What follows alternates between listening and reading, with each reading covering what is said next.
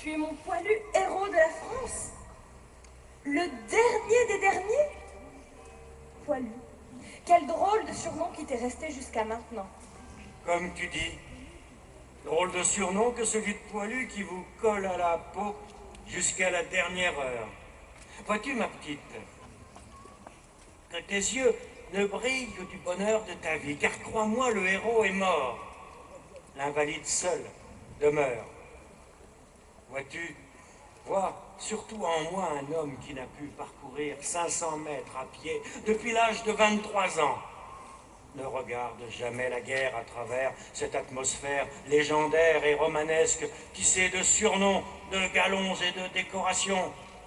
Considère-la avec tes yeux les plus réalistes et tu ne verras que ventres ouverts, figures embouillies, membres déchiquetés, des mamans qui pleurent, des fiancés, des orphelins qui réclament leur père. La guerre a fait de nous non seulement des cadavres, des impotents, des aveugles, elle a aussi, au milieu de belles actions de sacrifice et d'abnégation, réveillé en nous et parfois porté au paroxysme d'antiques instincts de cruauté et de barbarie. Il m'est arrivé, et c'est ici que se place mon aveu, de prendre plaisir à tuer. Lorsqu'au cours d'un coup de main, nous rampions vers l'ennemi, la grenade au poing, le couteau entre les dents, comme des escarpes, la peur nous tenait aux entrailles, et cependant, d'une force inéluctable nous poussait en avant. Surprendre l'ennemi dans sa tranchée, sauter sur lui, jouir de l'effarement de l'homme qui ne croit pas au diable et qui pourtant le voit tout à coup fonder sur lui, sur ses épaules. Ah, cette minute barbare, cette minute atroce avait pour nous une saveur unique, un attrait morbide. À l'issue de la guerre, le retour au village, c'est avec des yeux de guerrier que je voyais nos ravissants paysages d'Artois, couverts de fleurs et de verdure. Partout, dans les cadres les plus poétiques, les plus reposants, l'obsession du combat, l'obsession du meurtre, l'obsession de la mort. Et comprends bien, c'est cette défloraison de l'âme que j'ai pardonné le moins facilement à la guerre.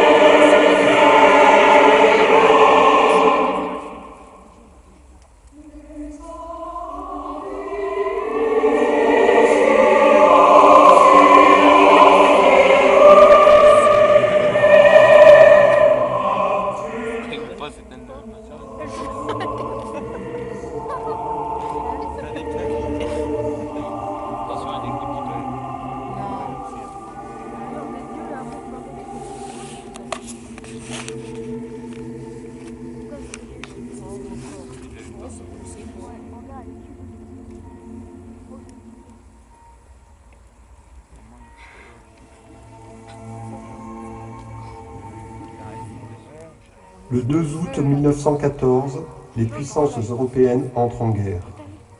Par le jeu des alliances, le conflit se transforme en affrontement mondial.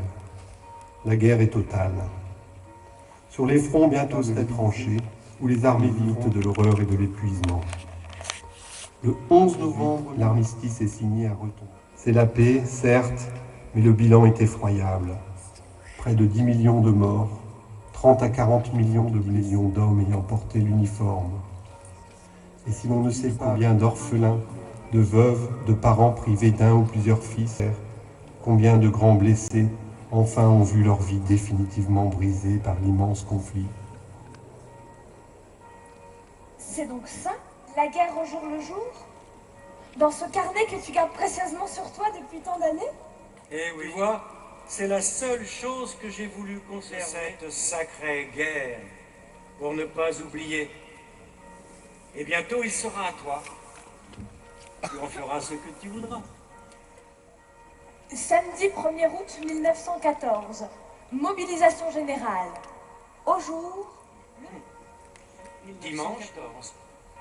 Premier jour de mobilisation. Hier matin, j'ai pris la résolution d'agir en français. Toute la soirée, des mères, des femmes sont venues à la grille. Les malheureuses pleuraient beaucoup, mais beaucoup étaient fortes. Lundi 3 août, tout est très calme. On dirait qu'on part pour les manœuvres. Ce ne sera pas la vérité. Mais quand même, la peau de Guillaume II sera bientôt à vendre. 10 août 1914. Soldat de 2e classe, Maurice Maréchal. Merci, petite mère. Tu as été sublime de courage. Je suis fier d'être ton fils. Hier, durant tout le trajet, les populations n'ont pas cessé de nous acclamer. Les femmes m'envoyant des baisers, les hommes reprenant avec nous la Marseillaise et le chant du départ. Pourquoi une angoisse sourde m'étreigne le cœur? C'était en manœuvre. Ce serait très amusant, mais voilà.